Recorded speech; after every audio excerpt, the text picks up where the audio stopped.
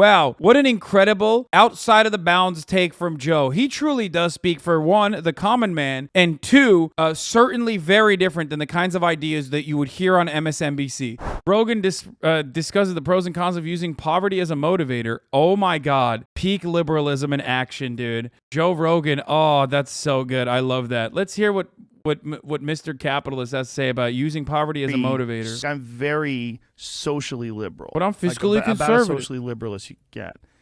A cap on that one, I think. But let's continue. But more and more as I get older, I start looking at things from a perspective of being a pragmatist. And I start looking at things instead of looking at what do I hope people will do if you give them free money, and if you give them free education, if you give them free this and free that and take care of them, I start going, well, what does that do to the psyche? Yeah. And does that force laziness? Like, if everyone in this country, let's imagine a world where everyone in this country gets $50,000 a year. Yeah. Everyone. Wow, Joe Rogan is so unique. I love his takes, man.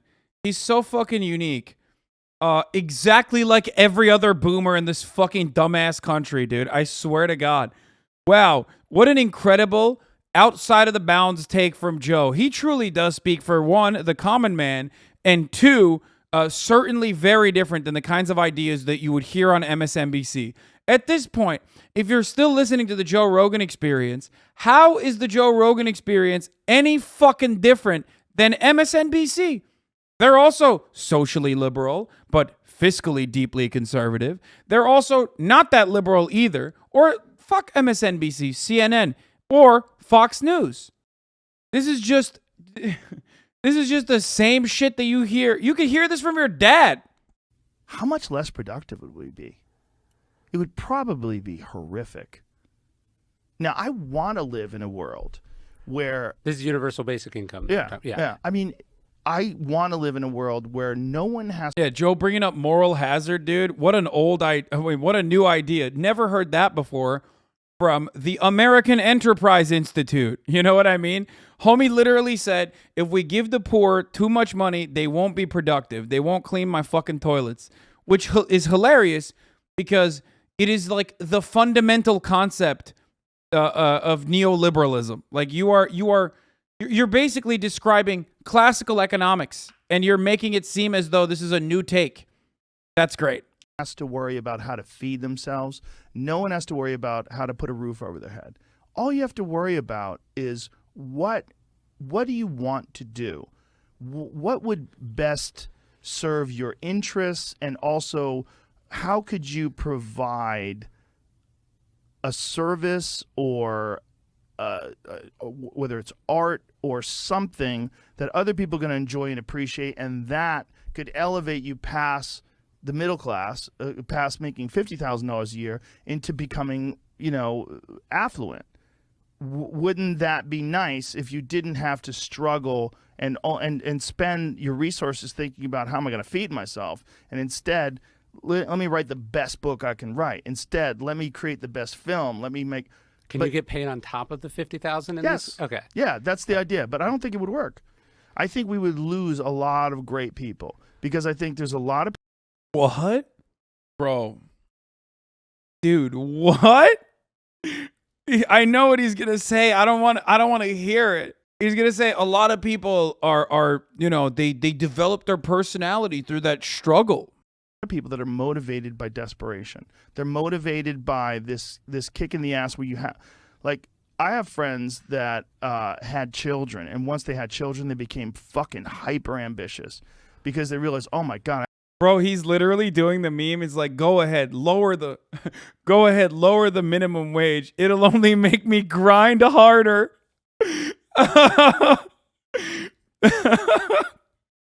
Go ahead, bro. Fucking make life harder, bro. That only makes my my Sigma grind set work extra hard. I have to pay for this little baby. And then they realize, like... It does turn you into an adult. Yes. Because you're like, these people are... Bro, what the fuck do either of you know about being a fucking adult? Like, at least I recognize I'm a fucking baby. You know what I mean? At least I recognize that I'm a spoiled little baby. Okay, I'm a very, very fortunate person. And people get mad at me and constantly repeat that shit. They're like, dude, you're such a baby. You're so spoiled. I'm like, yeah, no, I am. I am. Okay, I get to work for myself. I get to have like the best fucking life. You know, it's sick. It's awesome. Then you turn around and you listen to Joe and he's like, yeah, poverty's a good motivator. He's just as much as a baby as I am. He's literally more financially successful than I am. And yet you think because he's saying the things that you are conditioned into believing, it's like, nah, he's right. I'm responsible for these people. Yes. It's a completely different kind of feeling. But I wonder, but I don't want people to live in poverty. Yeah. Poverty sucks. It's a terrible place to be desperate, and that causes a lot of crime. It causes a lot of violence. There's a lot that's attached to poverty that's horrific. However, it is an incredible motivator to get people to get moving and to do something. And desperation, much like loss and humiliation, are great motivators to make you work harder, to be better at whatever thing you were attempting to do that failed. There's something about being poor that forces people into this feeling, this hunger that causes greatness in so many human beings, so many artists, so many great musicians, so many great comedians, and so many great people that have accomplished amazing things came out of nothing. And there's this inherent hunger and this desire to be someone, to be something that creates greatness that gets recognized by so many people and enriches so many people's lives. If you think about how many hip-hop artists who are so poor became so rich and inspired so many people with their music, how many comedians did the same, how many people who wrote books. Bro, he's just saying hunger is the best motivator. But then he like literally sits across from Elon Musk and sucks his cock. You think Elon Musk was ever hungry? What do you mean hunger is the great motivator? If anything, hunger is something that you have to overcome, dumbass. And the entire purpose of the original hypothetical that you brought up with like giving everyone $50,000 would personally make people's lives much better and unlock the fucking hidden potential that everyone has. That is at the basis of the equality of opportunity. These motherfuckers so regularly shit on the fundamental American principle, equality of opportunity. We have equal opportunity in this country, equal opportunity in this country. And then he literally will say, well, let's give equal opportunity to every single person. Then he's like, oh, well, hunger is a great motivator. Never mind. This is oh God, it is so incredibly fucking out of touch, dude. But what do I always say? I say meritocracy is a fucking lie, and it's a lie sold to you so you believe that your class positioning can change, even though all empirical evidence suggests the exact opposite, that you are not likely, you are not likely to move up, and upward social mobility is absolutely way more difficult in a country like this as a consequence, a clear-cut consequence of a lack of amenities in comparison to European countries, social democracies, where social mobility, upward social mobility is way more likely. Even then, it's super limited, though. And meritocracy, that lie, can only be told by those examples of the once in every fucking billion people that have that rags to riches story. Well, these guys made it. These guys made it, so you can too. It's such a stupid, flawed way of looking at the world. It is so hyper-capitalist. Because, as many in the chat also pointed out, well, what about all the hungry people that don't fucking become successful, right? The hidden narrative, the underlying premise there is a really gross one. It's a gross premise because the concept there is, the underlying premise there is that they just didn't work hard enough. Okay? You're just basically erasing probability from the equation. Probability, your spawn point, where you were born, your zip code. Okay? Which country you were born in. That has a far greater emphasis on the likelihood of success. Not hunger, not anything else.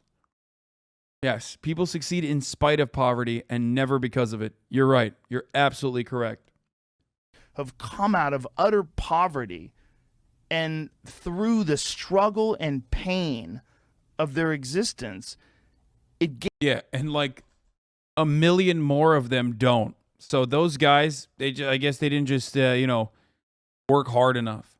This is the most out of touch, mathematically speaking, this is the most out of touch fucking commentary you could make. Straight up. Joe has lost the last remaining bastion of fucking humanity that he had within him and has now officially become the total fucking capitalist pig dog. You know what I mean? Just oinking. Like, there were times when Joe, as a consequence of his own personal background, because he wasn't super rich when he was growing up, before he got really fucking lucky and made it big in Hollywood, which is really a once-in-a-lifetime, once-in-every fucking million opportunity, right? Before he struck gold, actually worked in constructions. He was construction yards. He was on food stamps. Exactly. His parents were poor. His mom was poor. And here's the thing. Because of that, he used to routinely advocate for the everyday guy, the layman, the average Joe. Okay? He did. Remember how he would like fucking shit on Dave Rubin when Dave Rubin had like these libertarian idiotic concepts like Yelp reviews for business contractors. You know what I mean? Like he was like, no, that doesn't work, idiot. He at the very least every now and then would arrive at the correct take because of his own personal experiences that he wasn't so far removed from. But I guess a $500 million Spotify contract really changes your mentality and the way you fucking see the world, you know? It's insane to think if people's basic needs are cared for, they won't want to work for nicer things. I still want a PS5 on universal income. Yeah, I mean, there's that, and then there's other motivators as well. It is so heartless to think like a capitalist. It is so devoid of anything that makes us truly human when you think like a machine, okay? When you're like, no, the only way that someone will ever fucking work is for survival, is to make money. Money is the primary motivator. That's it. There's no other way. You can't have a sense of ownership over your own business in the same way that Joe has, in the same way that I do. You know what I mean? You can't allow other people to have that. There can never be any other underlying reasons as to why someone wants to be successful. It's just purely to survive on subsistence wages.